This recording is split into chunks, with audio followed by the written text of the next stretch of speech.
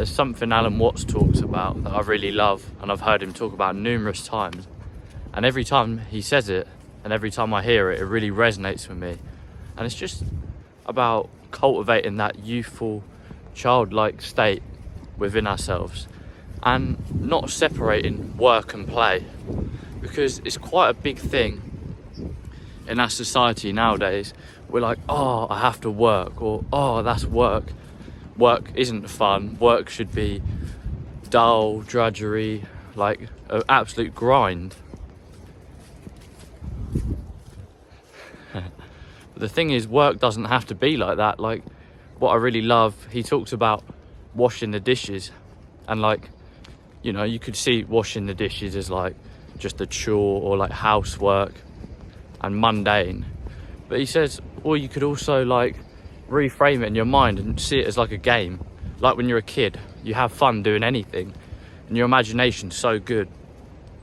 So yeah, like when you're washing the dishes, you could really play with the water. You could really like make it a game. Like, oh, I'm gonna make sure every inch is clean, and I'm gonna watch the water hit the plate and splash up, and it could be like a water fight with a dish. You could really make it an enjoyable experience.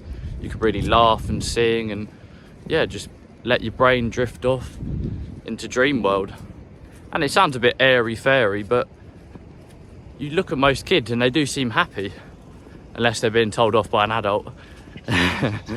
But they just seem to be in this more joyful, exuberant state. And obviously we know they're a lot more programmable up until the age of like 7, or it might even be a bit later, in the slower brainwave states, the alpha and maybe theta at times. Had to stop the recording there because it's really windy today. But yeah, why do we have to separate the two? I don't know if you can still hear me, but I'm still going to talk. Why do we have to separate the two things? Like, look at this dog. She doesn't see anything as work. She doesn't see it as, oh, I have to go for a walk. She loves it. They're in the present moment, animals. The total state of presence. The same with kids. And then usually as we grow up, we seem to always be stuck in the past or the future. Like, oh, I've got to do this in an hour, or oh, why didn't I do this differently? Now, some of us are maybe a bit better at living in the present, but we have to admit there's times where we get caught looking in the future or the past, and that's fine. There's times where it's genuinely beneficial to reflect, maybe what could we learn from the past, or maybe dream of something big in the future. But if we're not spending the majority of our day, or at least a decent chunk in the present, in the now, we're not really living, we're not really experiencing life for what it is. Sirens, it's quite rare for Suffolk. But yeah, why do we have to separate the two? Why can't we make the so-called work more enjoyable?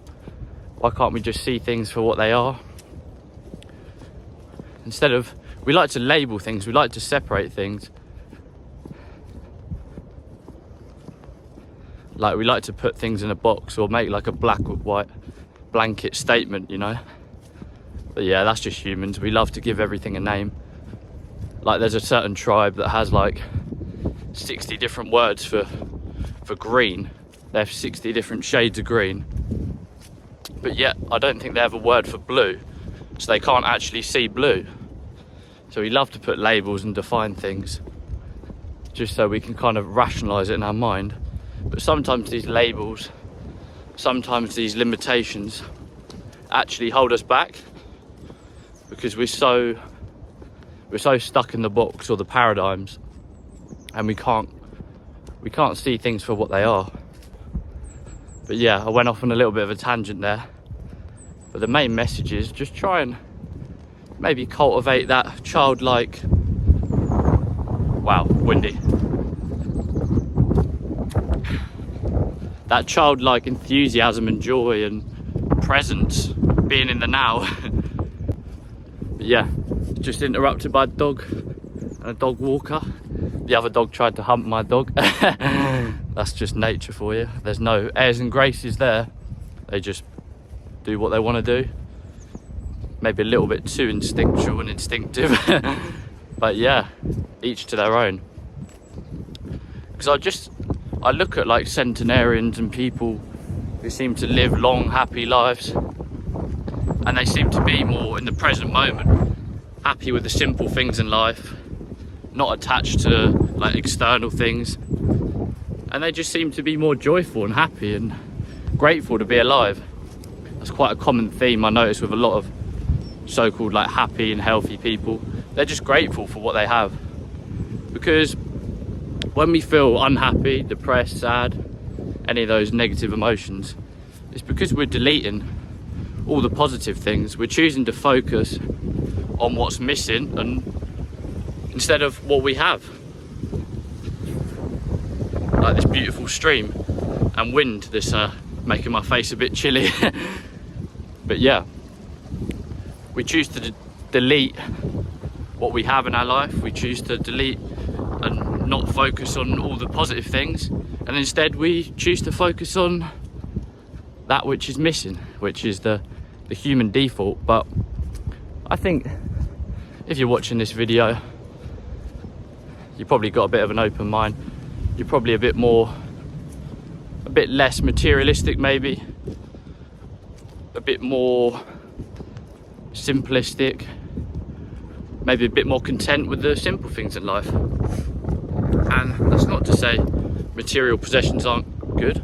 Don't get me wrong, they can bring you joy, they can be a tool, they can be a means to get you places and then experience good things. They can genuinely help. Like if you've got nice quality food, it helps. But it's not the be all and end